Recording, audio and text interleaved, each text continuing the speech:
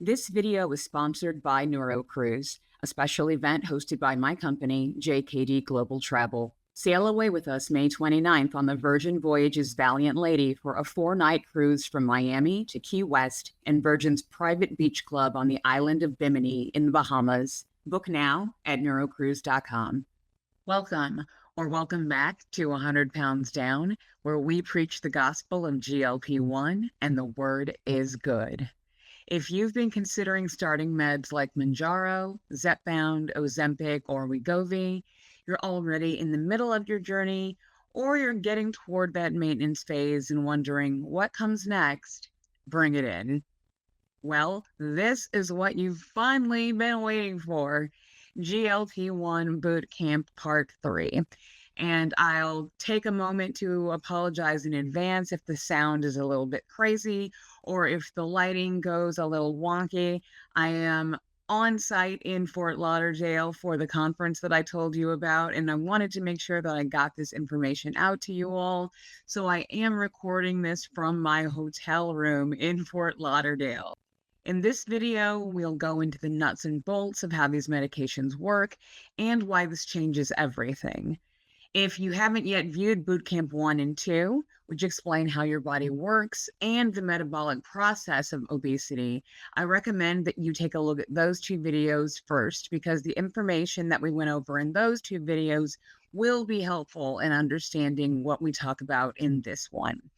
And make sure that you stick around until the end of this video, because you'll want to hear about the new contest that I'm running based on the information from this bootcamp. All right, let's do it. First off, with all of our background information under our belts, we can now start referring to these medications by their official name, incretin mimetics. Put simply, incretin mimetics are medications that mimic the gut-based hormones that regulate your metabolism. Anytime you see the suffix TIDE or tide at the end of a medication, that's your hint that it's an incretin mimetic. Everyone's buzzing about these medications like they're a hot new thing, but in reality, incretin mimetics have been around for almost 20 years at the time that I'm recording this video. The very first incretin mimetic, exenatide, which had the brand name Byetta, was approved for type 2 diabetes management all the way back in 2005. People taking Byetta had to give themselves an injection twice a day. The reason today's version of these medications have captured our attention is because they're improvements on the previous versions. They're stronger, longer lasting, more efficient, or some combination of all of those. The first class of incretin mimetic we'll talk about today is the GLP-1 receptor agonist. As you see in the chart here, there are a number of popular GLP-1 receptor agonists, but they mostly come from only two different companies, Novo Nordisk from Denmark and Eli Lilly and Company, an American company located in Indianapolis, Indiana. Now, you might recall that I talked a little bit about this in my video on why these medications are so expensive. Anytime you see a medication that comes from the same company and it has the same active ingredient, for all intents and purposes, that's pretty much just exactly the same medication. The only difference is that the company, for monetary reasons and using the patent laws in the United States, is doing a strategy that allows them to keep that medication on patent for longer, therefore giving them more time to be the only person in the market that is selling that medication. So when you see Victoza and Saxenda are both liraglutide, and one is for type 2 diabetes while the other is for weight management, in reality, they're the exact same drug and they're just marketed under different names for purposes of patent protection. We mentioned previously that the first version of a GLP-1 medication, Byetta, had to be taken twice a day. You see here that Victoza and Saxenda are daily injections. Next, you see Trulicity from Eli Lilly, or dulaglutide. That medication was approved for type 2 diabetes and was a weekly medication. That medication is still on the market, although, again, as I mentioned in a recent video, all medications that are GLP-1s are experiencing some shortages at this time due to the increase in demand. Novo Nordisk is the company that's in charge of the most recent and viral sensation in GLP-1 medications, Ozempic, as well as Wegovy and Rybelsus. All three of those medications are semaglutide. Ozempic and Wegovy are the exact same medication, again, just with different formulary requirements, one for type 2 diabetes and the other for weight management. Both of those are weekly injections. Rybelsus is an oral version of semaglutide, and it is for type 2 diabetes as well. This oral medication version is taken on a daily basis. The injections are much more direct and quicker acting. But for people who don't like getting injections or have a fear of needles, perhaps the oral version of the medication would be preferable for you. Now that we've talked about some of the popular medications in this class, let's discuss the name of this class. In the body, receptors are how your cells receive instructions. It's in sort of a lock and key format, in the same way that only certain locks can be opened by certain keys. Cells receive instructions only if they come from the right type of source. A receptor agonist is a type of medication that has the right chemical code to bind to a certain type of cell and instruct that cell to do something. So in our specific situation here, GLP-1 receptor agonists are medications that work by mimicking how GLP-1 acts in the body. They bind to cells that have GLP-1 receptors and tell those cells what to do. One of the reasons these medications are effective is because of these synthetic versions of the hormones being engineered to remain in your system longer than the natural version of the hormone that your body makes.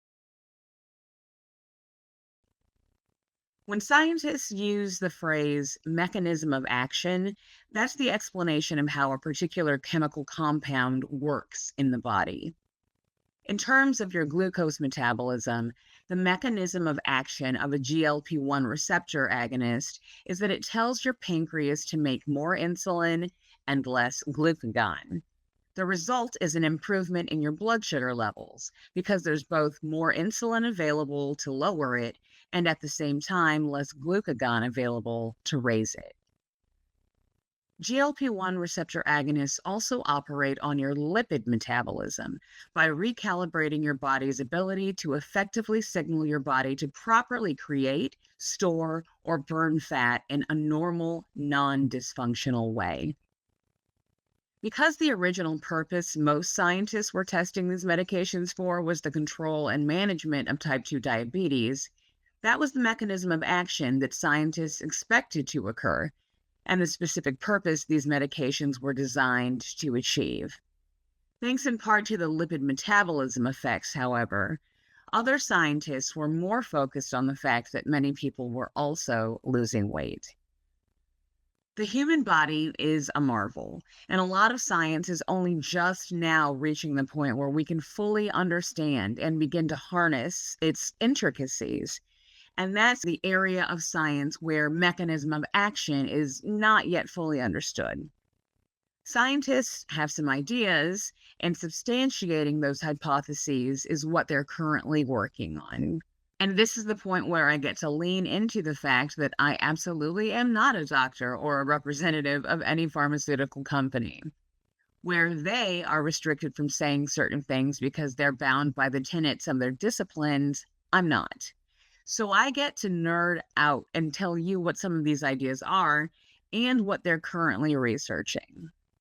I'm going to call these well-educated guesses because while many scientists are of the very strong opinion that this is how they work, the level of scientific proof that's necessary is very rigorous before any legitimate scientist will say something conclusively without giving any qualifying statements or caveats.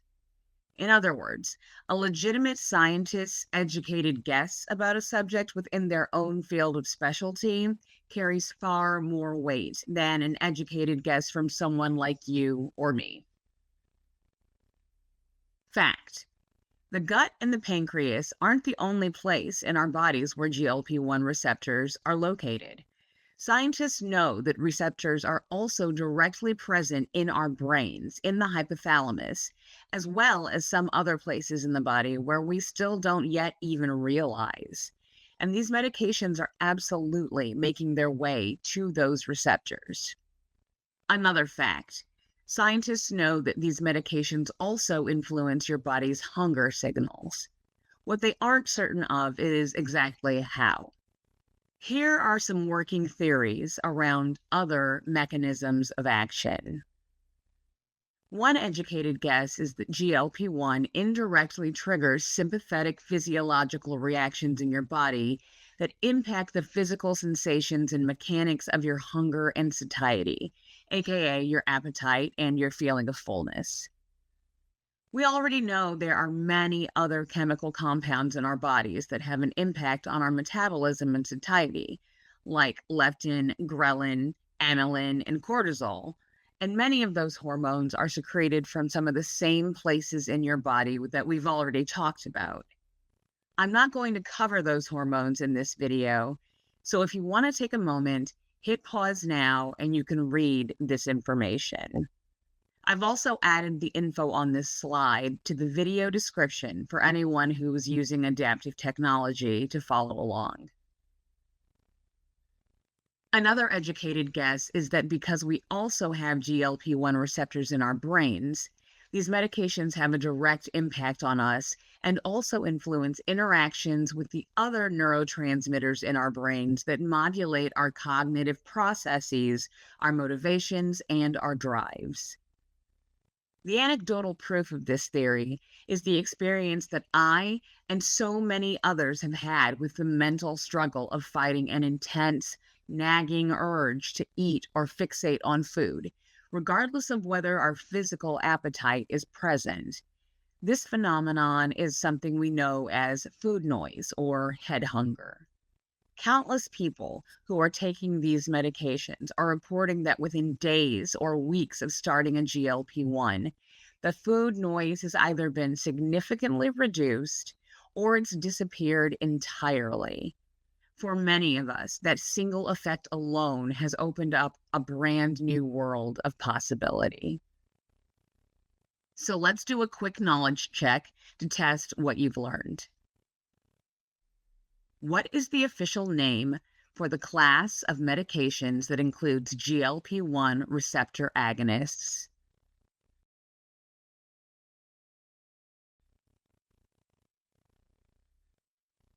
Incretin mimetics. In addition to the gut and the pancreas, where else in the body do we know for certain that GLP-1 receptors are located?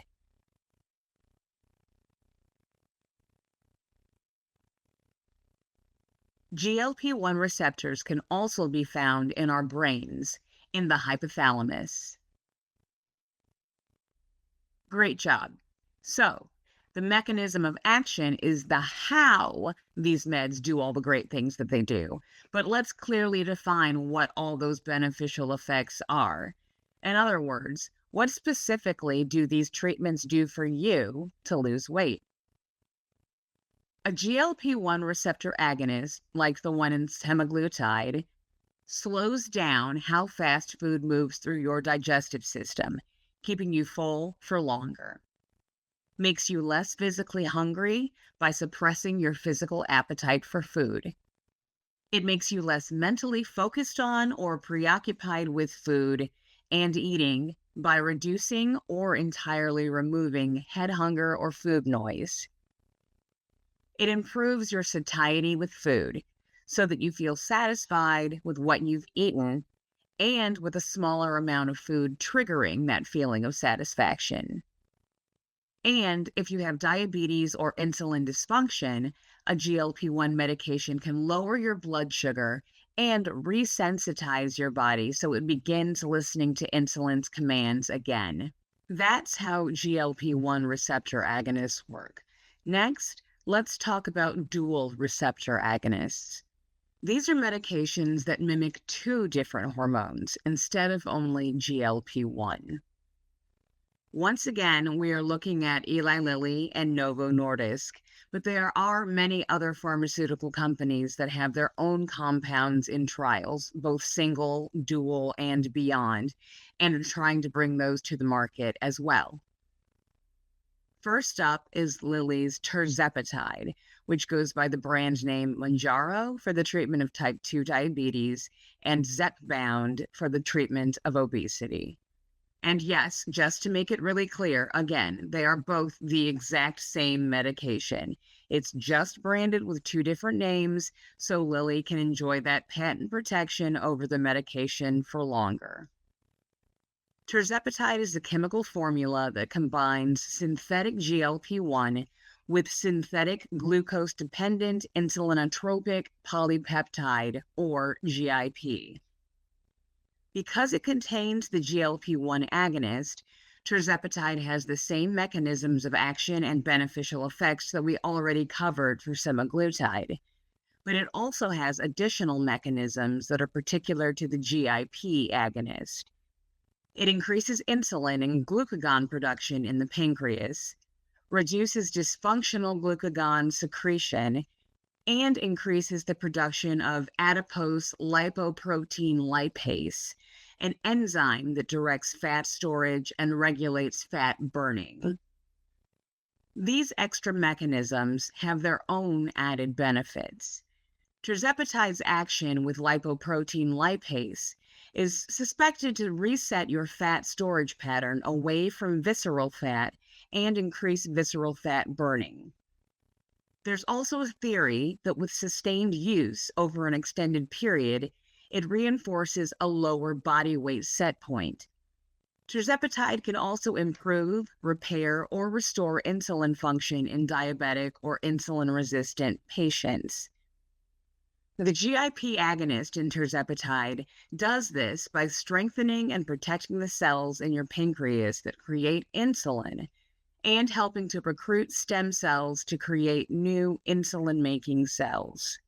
Combining the two agonists enhances the effects of GLP-1 for superior weight reduction compared to a GLP-1 agonist alone.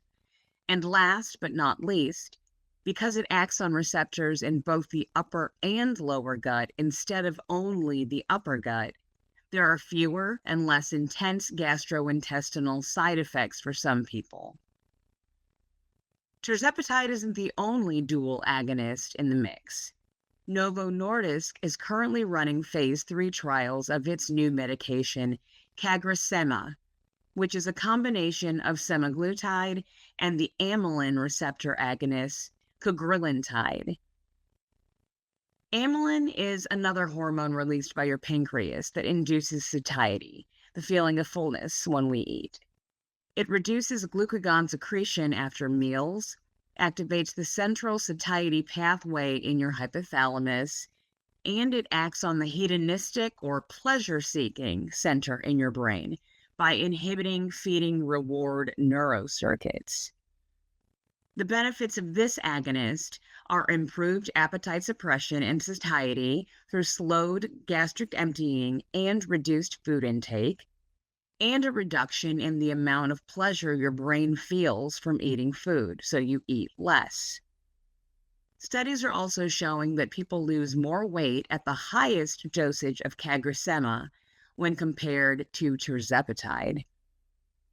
Last but not least, Eli Lilly is currently in active clinical trials for an even more ambitious medication, a triple agonist. That's right, an anti-obesity medication that targets 3 different hormones. Lilly's newest medicine is called retatrutide, nicknamed Triple G. That's because it targets the same two receptors as tirzepatide and adds a third agonist for glucagon. The added boost directly to the glucagon receptor will enhance the fat-burning power of this medication for even more impressive results than what people are already seeing on tirzepatide. Y'all, we made it to the end of Bootcamp 3. If you watched all 3 videos, congratulations. I hope you've broadened your understanding of how these medications do what they do, how it's bringing people to heights of success in their weight loss that they've never seen before, myself included, and how you could be the next person who takes that leap of faith into transforming your life. Now, let's try something a little different to finish out this video. Instead of doing a normal knowledge check, I've got a knowledge challenge for you. There's a lot of misinformation and shaming around taking these medications, sometimes even among the people who are taking it themselves. One of the biggest reasons I wanted to do this bootcamp series was to give people an understanding of exactly how revolutionary these medications truly are, how this is absolutely not diet business as usual. This isn't cheating, how for a lot of people, obesity really is a chronic disease process and not a moral failing. Now, at the same time, YouTube is telling me that I have a lot of returning viewers, but that most people who watch my videos aren't subscribed. So I've set a goal for myself to get to 1,000 subscribers by May 15th, and I'm turning it into a contest. So here's the challenge. I would love for you to help me get to 1,000 subscribers by doing 2 things. First, in the comments on this video, show me what you know by answering this question using the information that you've learned from any of the 3 bootcamp videos.